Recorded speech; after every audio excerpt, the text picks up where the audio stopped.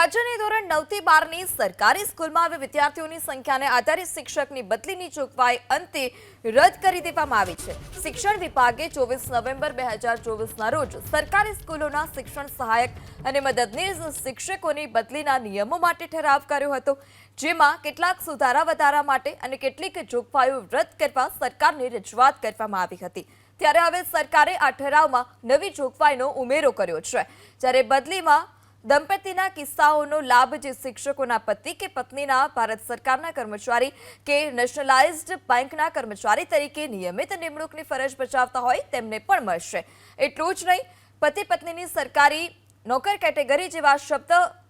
વપરાયા હતા અને તેને બદલે હવે દંપતી કેસ મુજબનો સુધારો કરાયો છે, જ્યારે મેરિટ સિસ્ટમની જોગવાઈમાં પરિણામ આધારિત પોઈન્ટ્સની જોગવાઈ યથાવત રખાઈ, પરંતુ વિદ્યાર્થીઓની સંખ્યાને આધારે રાખેલી ગુણાંકનની ટકાવારીની નોંધ રદ કરવામાં આવી છે। જ્યારે એક નવી જોગવાઈ ઉમેરાઈ, જ્યારે ટીઓ કચેરી હેઠળ સેવાઓના સમયગાળા માટે અગાઉ જેને જિલ્લા ફેરબદલીનો લાભ મળ્યો હોય પરંતુ વહીવટી કે અન્ય કારણોસર છૂટા થઈ શક્યા ન હોય તેવા કર્મચારીઓ માટે સેવાઓનો સમયગાળો જે તે જિલ્લા ફેરબદલીની નવી જગ્યાએ હાજર થયાની તારીખની